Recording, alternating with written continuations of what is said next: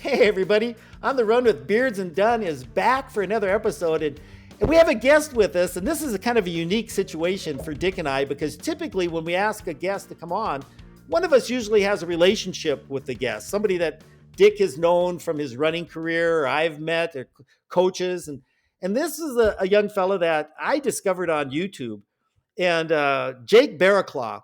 And I don't know when I first stumbled upon you, Jake, but it was several months ago, and I've got hooked on your YouTube channel. And the reason is because you're a marathoner, and Dick and I have a great love for running, and especially the marathon. And your story kind of captured me right away. And so, as a brief introduction, Jake is from England, Bedford, I believe.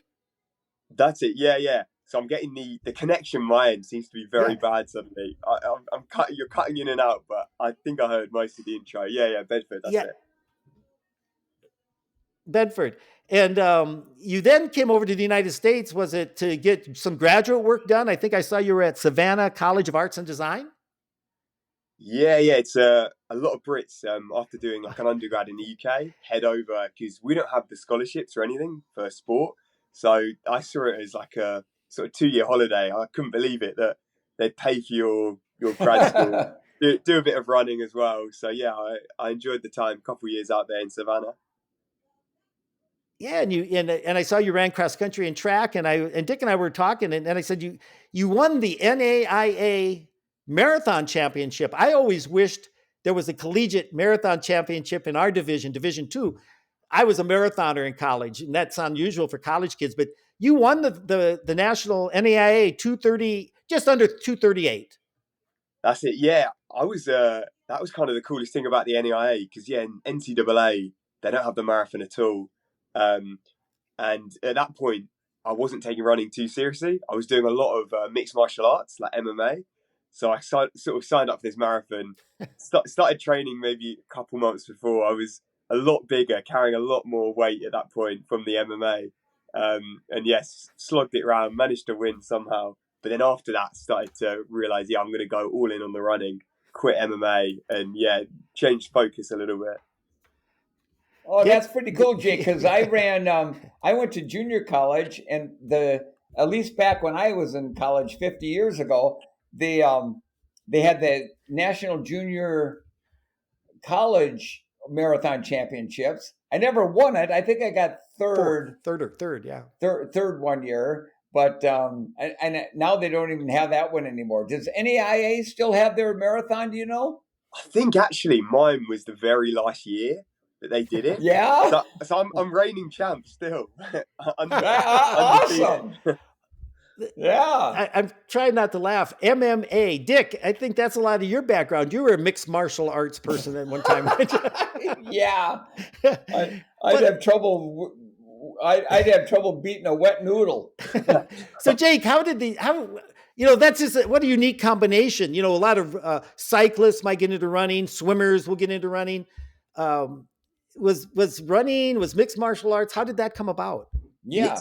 Yeah, so it's pretty different. So when I was way younger, maybe like 11, 12 years old, I was doing cross country and running back in England. And then when I was about sort of 15, I had this bad chest injury. It took me age to try and figure out what it was. Ended up having surgery twice. And it meant that I pretty much couldn't run for about 4 years, from like maybe 14 to 18. And during that time, I found that I could do MMA pain-free. So I'd started watching like the UFC on TV, loving it. And I thought, I want to give this a go. And so it was kind of while I couldn't run, I then became like obsessed with mixed martial arts. And that kind of carried on through at university. I got back into running as well, but I think I never committed to both. It was like I was trying to run and do MMA, which is, as you can imagine, they don't go too well together. Trying to run with dead legs half the time is not the easiest. Interesting. Well, let's get into the meat of this. And as I've watched your career, I got to be honest with you, you and Dick, you remind me of Dick Beardsley a lot. He reminds me of Dick Beardsley. Well, in so many ways, because, I think you got to a point, and if I remember right, March of 2023, you had come off a surgery, and it was a pretty significant, was it an injury? Yeah, it was a hip labrum tear. So I had to Labor. have like 8 months off, yeah, for that. And you were off running for like 8 months? That's it. Yeah, yeah, fully. Wow.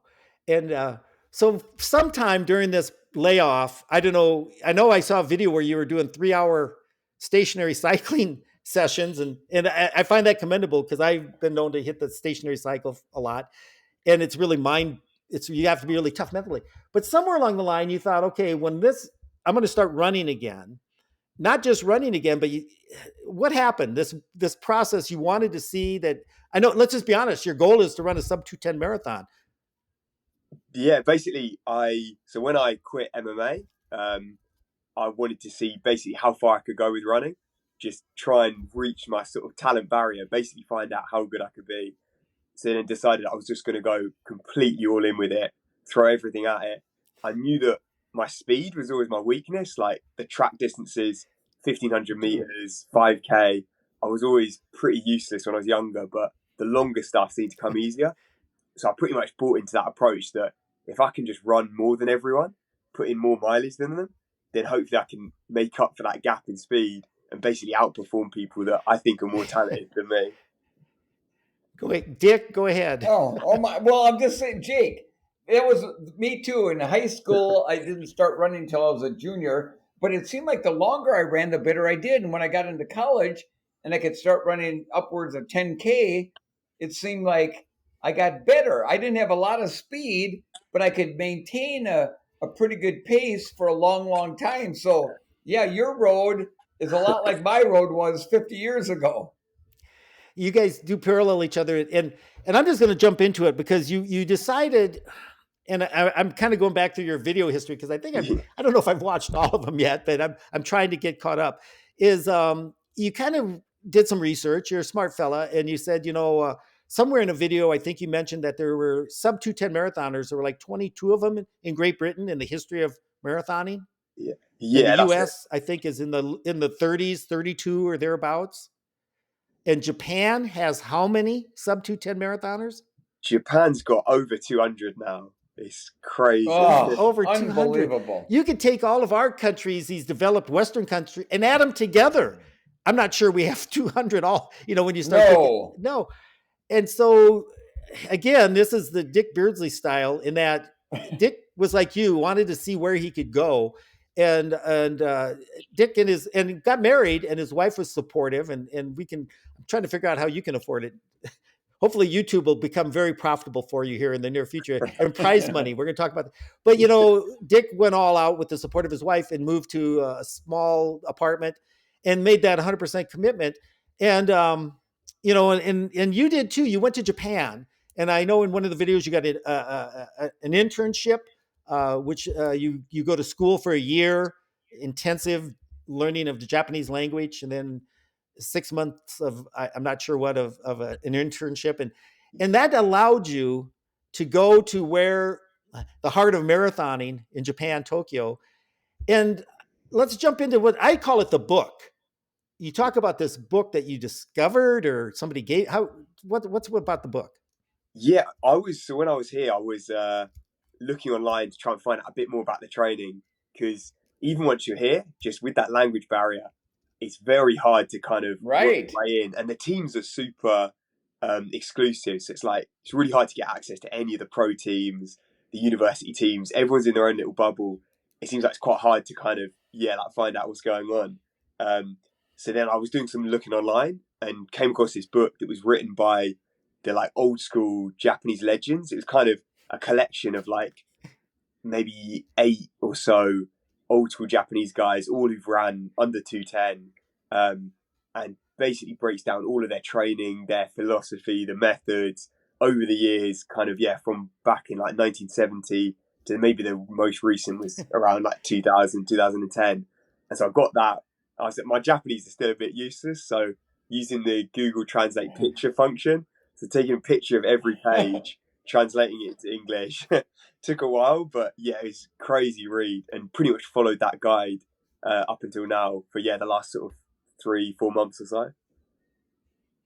Wow. In a nutshell, I guess we could.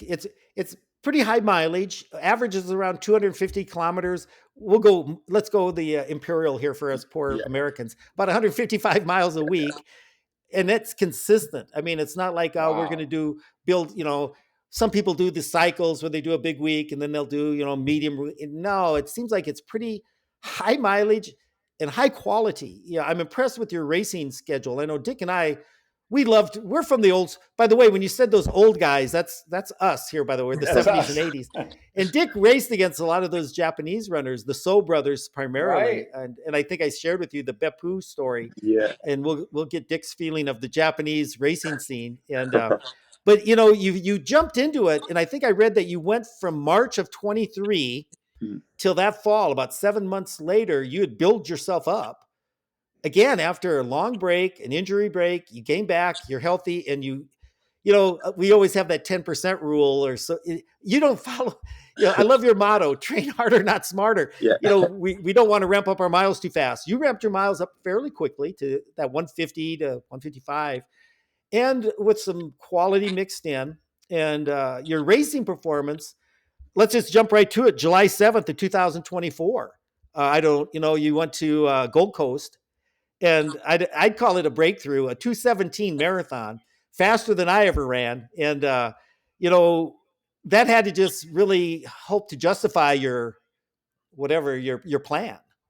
Yeah, the unorthodox method. It was I was definitely taking a gamble the way that I'm training, but my sort of thinking was coming from like a 2:38 marathon originally, I'm going to have to go all in. I'm going to have to try something pretty different, unique. I can't really play a safe option. Like if I train like everyone else, then there's no way I'm going to be able to beat them. I won't be able to move up the British rankings. So I just need to run more than everyone else and follow this sort of Japanese style, like crazy high mileage. And then it seems to be paying off. I think luckily I'm pretty durable. So actually this little knee thing I'm dealing with at the moment, that's probably the first injury I'd say since going all in on running 2 years ago. I've missed like 1 or 2 days here and there, but pretty much been completely fine and just able to handle the mileage. So I'm like, I might as well, keep pushing it and see how far we can go. All right. Well, sounds like me back then. Dick, not to tell Dick's story, but I think I tell Dick's story better than Dick does. But you do. He was up there. Dick, training partners, you really didn't have any. You were pretty much on your own. Yeah, if I remember right. Other than when you would come out to visit, you and I'd go do our long runs and stuff. Yeah, and so Dick was pretty much the solitary, wasn't a club, wasn't a group. They didn't really exist back in the early 80s in the US. Everybody was just kind of doing their own thing. And so I've kind of found how that paralleled you guys. And Dick's performance, jumped from 220, let's go 247 to 237 to 232 to 231 to 221. Yeah. And then his big breakthrough, he came at 216 at our Olympic trials, 1980. And then he went on a roll of over a period of a year, 5 world-class marathons, topping out with a 209 at Grandma's. And I know I was really excited about your Fukuoka, effort, but you ran into the same thing Dick did. You didn't know, but you were anemic, very anemic. Dick went through the same thing. Terrible. And once they got that corrected, but you ran a 2:18 marathon. Basically, you might as well have been running that at about 8,000 feet elevation. But tell us about it. I know you said you couldn't even see at the end of the race. Yeah, it felt pretty rough. I think at the time I didn't understand it because it seemed like over about 6 months, everything was just getting harder and harder. It felt like the more I was running, the more unfit almost I was getting. Just couldn't understand it, but I kept sort of powering through, kept trying to run, and ended up getting to Fukuoka in terrible shape, and kind of committed to just go all in, see how fast I could run. I managed to get pretty close to that Gold Coast PB. 2:18 in the end. Yeah. And then when I figured out, so literally, I think the week after, realised I had this anemia, iron deficiency. So that was kind of almost the best news possible. I'm like, if I can run a 2:18 with anemia, what's possible once we can fix that? Right. No kidding. Yeah, you were putting yourself through ultimate altitude training, even though you were at sea level, because you had no oxygen carrying capabilities in your blood, or very low. 1 month later, February 2nd, or 2 months. 2 months later, 103 half marathon, which nice. if 451 a mile pace, which is that's moving right along. I know in the video you said, yeah, that's pretty good in some areas of the world, but in Japan, what place do you remember that got you in that race? Oh, I was like 150th. Oh my gosh. Yeah, you could, we have a few great half marathons. Houston just had, where people are running sub 1 hour, but 103 is serious business. Okay. Yeah. Back in the day when I was, 50, 40 some years ago, or whatever it was, you ran 103. I mean, that was like back then, that was world class at that point. And it still is in most places. Right. Maybe not Japan. I don't know. But you followed that up with a 30K. And I think that's pretty impressive. When you think of a 10K, okay, do a 20K, 2 10Ks back to back.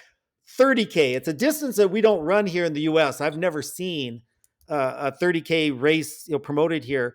But Japan, I think it's a traditional, that race has been going on for quite a few years. And you did an hour 34, so a little over 5 minutes a mile.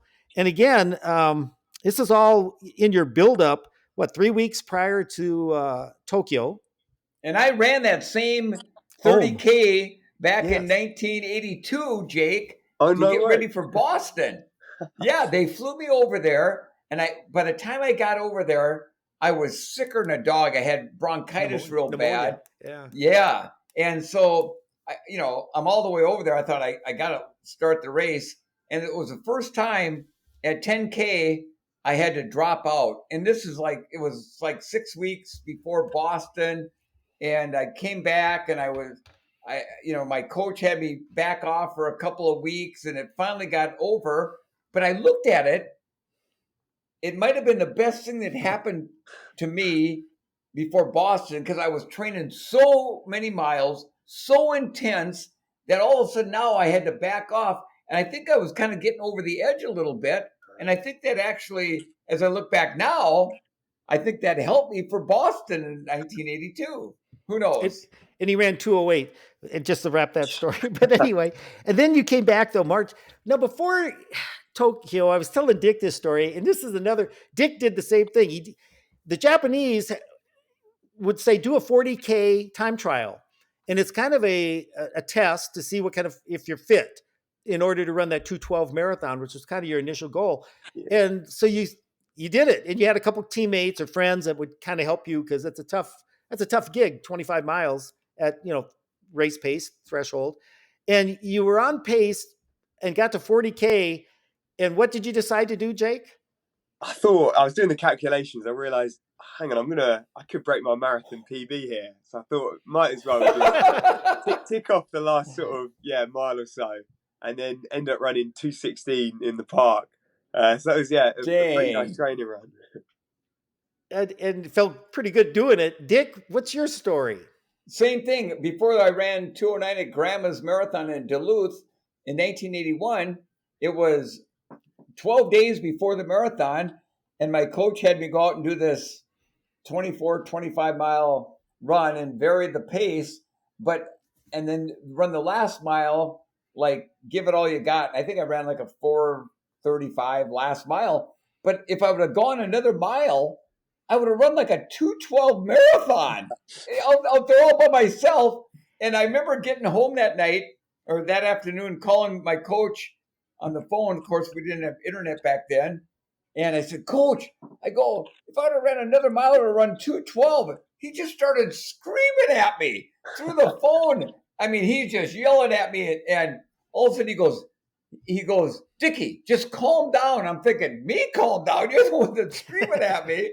And then, 12 days later, I ran 2:09. Who knows? Maybe I would have run 2:08 back then if I wouldn't have done that race, but you never know. But this sounds so similar, you two. I know it. Your anemia, your progression, your hard training. And so I hope you have the same, I hope it goes as well for you as it went for Dick. But then we got to Tokyo. And, I think the video, if people haven't seen it yet, I really encourage them to go to Rancho That was Japan. An awesome video. And Dick, we watch it. And, it's really nice too that you have so many friends that are giving you footage of the race. So you could commit yourself totally to just thinking about the race. But go ahead and tell us, things were going well. Your family was there. That was impressive. Yeah, it was. I felt like the build up to it was kind of perfect. The whole sort of marathon block, all the time splits, all the sort of targets along the way, it gone great. And then the marathon. So I love the cold weather, and I've been training. So Tokyo for the last 3 months has been close to freezing basically every morning.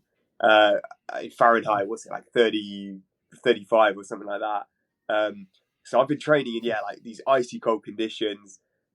Perfect for me. And then on race day, we had this sudden jump in temperature, and it goes up to it's probably above 70, which just hit me hard on race day. I think it was tough. the difference in temperature. And already I'm a pale redhead, so I'm not the best in the heat. Even it's not in my genetics. So just that last 10k, I think hit sort of pretty bad heat exhaustion. Again, started sort of losing vision. Don't remember it too well. It was pretty messy at the end, and then ended up. Yeah. But Jake, Go for it. Yeah. I was watching that video, and I know in your kind of analysis of the race, when you were doing the video afterwards, and you were saying, you just the last 3 miles or so, you couldn't hardly remember anything. But I tell you what. You might have been hitting the wall, but I'm looking at you running. Your stride and everything looked still pretty gosh dang good. So that takes a lot of willpower to keep that going like that. Oh, I appreciate that. It's funny though. I was actually looking at the stats a little bit from my watch data. Right. I think my stride length or my stride cadence in that last 10k was so much slower. So I think it was laboured. Oh, was it? Okay. It was reasonable. Like I guess I kind of looked not too bad, but I think I was just heavily turning over. I think the body was shutting down, definitely. I think I saw on Strava your slowest mile in 5:21 maybe, which is, that's not falling off the end of the earth. I mean, some runners, they're going to be thrown in a 6:21. Talking about a 6-minute last mile, let's just back up a little bit. I want Dick to share with, Dick went to Beppu, Japan. And so that's why I think you'd get a kick out of this, Jake, because Beppu is next to Fukuoka, I would think would be the next, I don't know that much about Japanese marathons, but probably the next most historic, that prestigious. One of the oldest marathons in Japan. And so Dick gets invited over through New Balance. I think you were running for New Balance, but go ahead, Dick. And, the stories, I had to live my life vicariously, Jake, through Dick's experience, because Dick and I were college chums, and we were both runners and had great goals. And Dick, I really admire, did what you're doing, Jake. He went all in. I got my degree, got married, and I kind of played it safe. I was doing my 100 miles a week, and I ran decent, but I wasn't, I always kind of, could I, what is that ceiling? How do you know what it is until you've given that 100%? And not too many runners or people in life, in many aspects, will take that risk. And so I admire you guys for doing that. But Dick went to Beppu, and he had just ran a 2:12:49 at Houston. And I was at Houston that day, and I PB'd, Dick PB'd, we stayed together. And I mean, I was hammered after a marathon. I'm always sore. Dick gets home, and Dick, go ahead. What was it? A few days later, you get a call? Yeah, so it was 2 days after the Houston Marathon in 1981, and I get a call from the Japanese, Athletic Federation or whatever it was called back then. And they invited me to this Beppu International Marathon. Well, I'd never been to Japan before, and I thought, man. So I called my coach. Yeah, go ahead. Well, it was only 3 weeks after I ran Houston, so I get over there, and I got to tell you, of all the countries I was fortunate to be invited to and race, the Japanese were the best. The hospitality, they put you up in the best hotels, give you the best food, because they wanted you to run your very, very best, even though you're going to be running against your countrymen. Now, back in 1981, this was an invite-only race. There was only 85 invited runners in the whole race back then. There was over 1 million spectators lining the streets. We started in Beppu, ran to Onita, another city, halfway, and then turned and came back. So me and the two soul brothers, we broke away at about 10 kilometers, and we go through the halfway in 102.56. So this is when the world record was still up in the upper 208s. And so anyhow, we're coming back, and a big wind kind of came in, and so the soul brothers followed right behind me. And at one point, they wouldn't take the lead, so I could kind of suck off of them a little bit. So at about 35K, I actually came to a dead stop in the middle of the highway and let them go by me, and then I sucked in behind them. So now we're coming into the city of Beppu, and with a mile to go. I'm in the middle. The two soul brothers were on each side of me, and I was dying at this point. And they said something to each other in Japanese, and they put a surge on, and in the last mile, they put, 45 seconds on me, or maybe a minute, something like that on me. And so I ended up getting third. And the one soul brother, who we thought he was dead in the water at 35K, rebounded and came back and out-kicked his brother at the end there. So I have great memories of that race. Oh, that's legendary. Yeah, because in this book that I've been reading, they talk about, so one of the writers is Shigeru So, and he mentions that race. So yeah, that's no kidding. Cool. Yeah, that's so cool. You're a part of it. Yeah, and I remember. Well, let me just say. So I remember at the award ceremony, the two brothers got first and second. I got third. So they bring me up on the stage, and Jake, I'd never been to a race where they started giving me these gifts. Pretty soon I couldn't see my head, and I had to go set the gifts down, and they gave me more. And then get this, Jake. So the next morning, I was told, before you leave, you got to go visit Monkey Mountain. And it's like a tourist area where all these wild monkeys are running around, but they come and sit in your shoulders and stuff. So me and my wife, we get in a taxi cab the next morning, drives us to Monkey Mountain. We get out of the cab, and another cab pulls in right behind. And this very well-dressed businessman, Japanese businessman, gets out, and he comes over to me, and he goes, Mr. Beardsley, we watched you on television yesterday, and blah, blah, blah, blah, blah. Thank you for coming, and thank you for a great race. And he gives me a gift and gets back in the taxi and takes off. I mean, the Japanese are the best when it comes to hospitality for runners, I'll tell you. Oh, so cool. Yeah, they just love running. Absolutely love it. And so welcoming. Oh, yeah. Running over there, marathoning over there is like the National Football League over here. I mean, seriously, all the big races are on national television. The crowds come out by the hundreds of thousands. It's unbelievable. All right, so Jake, let's get back to, now that I can't follow Dick's career anymore, I have to find somebody, and you're the guy. But if now this knee thing, I'm hoping is going to be a temporary, and it's not unusual, after a long training, a hard race, you get nicks and things, and it's just a matter of figuring out how to overcome it. Do you already have a target for, your next marathon? You race so often that I know you'll be running a race before, but a serious half marathon or marathon on the horizon? Yeah, the plan is to go probably within the next 2 months. Looking at, so depending how this knee goes, but maybe early May to hit another all-effort marathon. I think because with Tokyo, if I can just get back into the same shape I was just before that, I feel like on a cooler day, slightly better execution, it's definitely, I was in the shape to run, hopefully sub 212. So I want another shot at that. And then I'll be looking to, so that Gold Coast Marathon that I ran in Australia, I want to do that again this year. It's good timing, so it's in summer in Japan when it's just boiling. Over in Australia, it's their winter. So that'll be the plan, head over there in July, I think it is. What date is July? Okay. I was going to say, Jake, before you came on, Dick and I had an idea. Oh, yeah. So, Jake, have you ever heard of the Grandma's Marathon?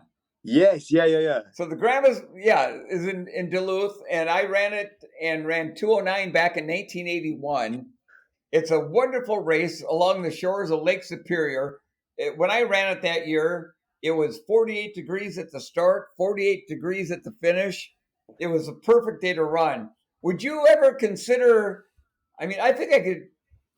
Listen. I've been going there since 1981. I don't run it anymore, obviously, but I do the play-by-play for the local TV station.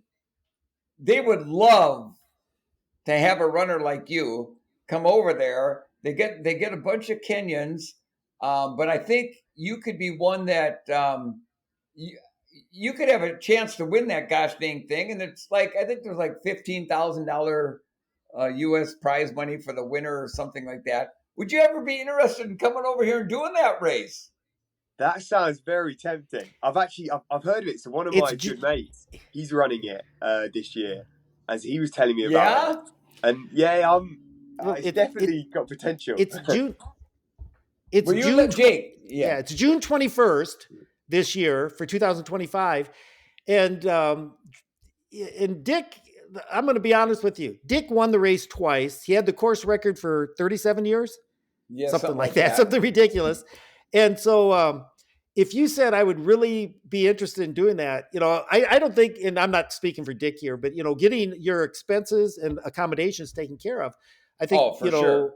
I would fly to Duluth. Dick, you and I would be out there on the course. You know that. Oh my gosh.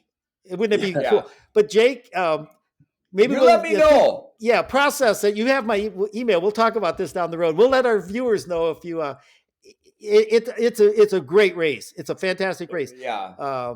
It's kind of like Boston is got on like any other race in the United States, but when it comes to local support and spectator, what's that? What would I call it? Involvement, Dick.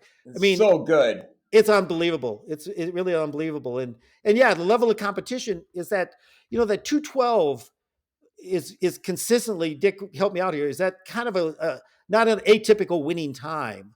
No, I mean, it'll take, on most years, it'll take 210 to 213 to 213 to win it. The record, Dominic Enduro broke the record in 2014. He ran 209.15 or something like that. So he broke it by about 15 or 20 seconds, what I had.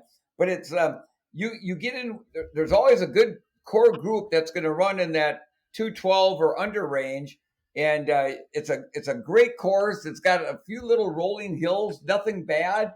The weather's usually really good. The crowd support is really, really good. And I tell you what, Jake, I think you could, they'd love to see an Englishman. Richard Wild, an Englishman, back in 1979, came over and won the Grandma's Marathon. Oh.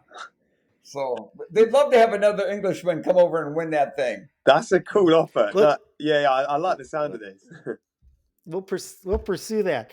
So just to kind of bring up on speed, I'm curious, Jake. You've got almost 51,000 followers now on YouTube. I don't know if you're aware of that. You've got over 9,000, pushing 10,000 Instagram followers, and this is really kind of taken off. I jokingly told Jake, we tried to get you to come on maybe several months ago, and you were really busy with your training. And I think you'd been doing a lot of interviews, and you said, I'm going to take a break from that. And I appreciated that. And I said, well, how about after Tokyo? And you go, yeah, let's talk after Tokyo. And I said, well, if you're not too famous by then, because, all at once, I can't mess around with these amateurs anymore. I got to deal. But, tell me what your thoughts are. Sponsorships, as a runner, it's always been hand to mouth. Shoe sponsors, anything like that coming your way? That's actually in the works at the moment. So we're talking to a few different brands and stuff, trying to sort that shoe deal. I go through so many shoes with the amount of mileage I'm running. Right. Every 2-3 weeks I'm having to change them out. So yes, I could definitely do with shoe sponsor. That'd be that. That's Dick and I, we talk about the super shoes now because we're very jealous. We're so jealous. Right. And I remember Dick running with shoes, and I don't know if Dick remembers. He came to Sioux Falls, Howard Relays. He had them duct taped. He had to duct tape his shoes together because he had one pair, and they were They were toast. Yeah. I ran my first 2 marathons in Nike waffle trainers, the same shoes. We didn't realize how the compression, you lose all the shock absorbency after like 500 miles. And we were so poor. They always say change your shoes every 500 to 700 miles. I would have been broke. I would have to buy a pair of shoes every month. And and so the shoe deal is huge. And just to kind of take the pressure off. And do you, and again, I'm the kind of guy that just asks questions. Is YouTube are you monetized so that you can get some income? Yeah, it's pretty good actually. There's like sponsors and then advertising. So I've partnered up with some brands like Koros, the watch brand, Say Sky clothing.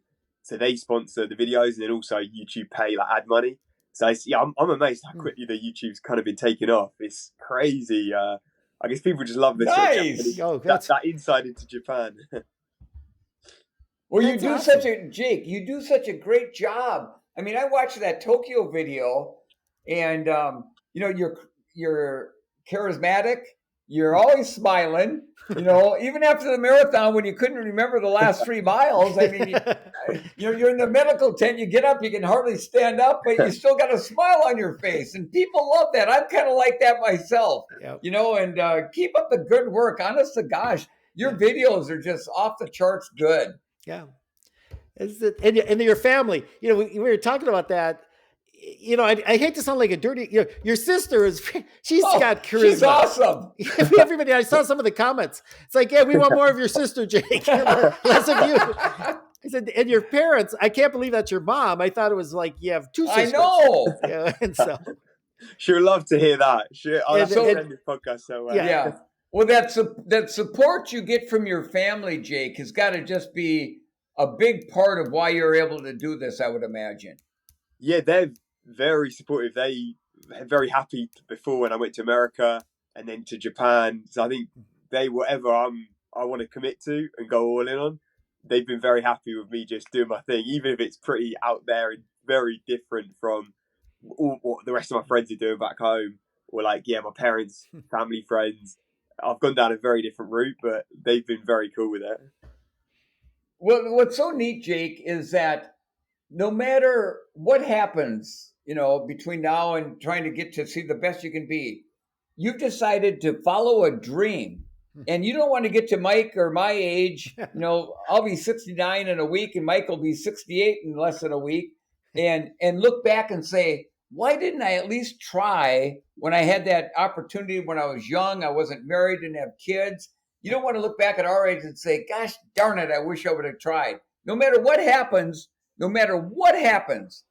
you've been successful at what you've done because you followed that dream. And I give you all the credit in the world for doing that. Yeah, thanks a lot. Yeah, that's kind of my mindset. I don't care if maybe my talent barrier, I can never break 210. I just want to know if it's possible, basically. Yeah, I want to give it as good shot as I can. That's the thing. I love it. I love it. I do too. I echo, what Dick just said. And I'm volunteer coaching with some college kids, and I just love it to be around that age, age group. They're so enthusiastic. They're 18, 19, 20 years old.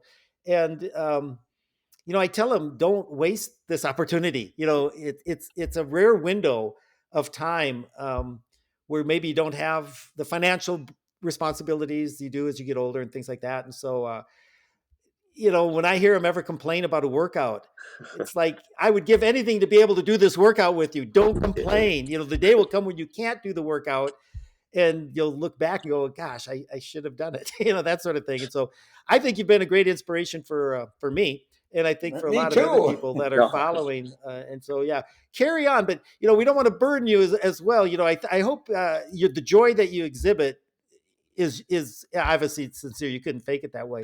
But, the setbacks come and you have to just, and I think it's all part of it. You've learned. Yeah. I love your theory, train harder, not smarter. That just, I think, you're an iconoclastic that way, and that where most people are like, no, what in and doubt, do less. That was never the Dick Beardsley or the Mike Dunlap style. No. When in doubt, do more. We ran our national cross country meet our senior year, our last year of college, Dick and I, and the next morning, everybody slept in. And I remember you and I went out for a 20 miler and got lost in Pennsylvania somewhere. because we just had those aspirations that we weren't done. We're never going to be satisfied. We had to keep going, and I find that so admirable. And I don't see it that often. And Jake, listen, as a marathon runner, you're going to have some little nicks and some downtimes. It's just part of the sport. But you know what? And I had those same things. But I'm not kidding you. I'm telling you the truth. Every time I would get a little injury, I had to back off a little bit. I always came back and I ran better than I'd ever run before. Mm-hmm. So sometimes, and I can tell you're like I was and Mike was there. If you just want to go all the time. But sometimes those forced layoffs or those forced times you got to cut back on your mileage a little bit, it kind of mentally and physically refreshes you. And like I said, every time that happened to me, I came back and I ran better than ever before. So I have no doubt in my mind that you're going to get to that goal of sub 212 and sub 210, and maybe it'll happen at Grandma's Marathon. Hey, that's cool to hear. That would be a cool story. Well, and as we're getting a little long here, Dick and he mentioned this to me before we started recording. Has anyone ever told you, Jake, that you look like Conan O'Brien? Do you know who Conan O'Brien is? Yeah. I get a lot of the time Ed Sheeran or Prince Harry. Yeah. I've not heard the Conan one. Oh, no. Yeah. My gosh. Pretty soon they're going to forget those guys and say, oh, that's Jake. That's the guy we're... Well, Jake, listen. Dunn and I cannot thank you enough. I know you're in Japan. The hours, Sunday morning there, we're recording this late Saturday night back in Minnesota and out in North Carolina. But we can't thank you enough. We want to thank everybody for listening today. And if you have any questions for Dunn and myself or comments about the show, make sure you contact us directly at our website at beardsanddunpod.com, or you can leave us a comment on our Facebook, Instagram, or X, all at Beards and Dun Pod. And Jake, it's been an absolute pleasure to have you on today. Oh, very much so. And if you're watching on YouTube, don't be afraid to subscribe or hit the like button. And I just, endorse. I hope if anybody gets this, I'm going to put some things out on the social media. I really encourage you to watch some of Jake's videos, because they're very creative. They're very entertaining. They're very motivational. I mean, and they're also educational. I think your philosophy is one that is sorely needed, in that there's no shortcuts to success. No. With talent will get you only so far. Hard work will take you a lot of places that a lot of people never get to. So carry on, Jake. And really Jake, if for folks that want to follow you, tell us how they can do that. Yeah, no, thanks so much for having me on, guys. It's been great fun. And your guys' story is very, very inspiring as well. So it's cool. Yeah, I feel like there's a lot in common. So it's been great to chat. But you can check out the YouTube, Run to Japan. Same on Instagram, Strava, if you want to follow the training. Then it's all there. So no, thanks so much for having me. Well, listen. You have a great day. Yep. Yeah, thanks, Good Jake. to see you guys. Talk to you soon. Yep, bye-bye. Bye-bye.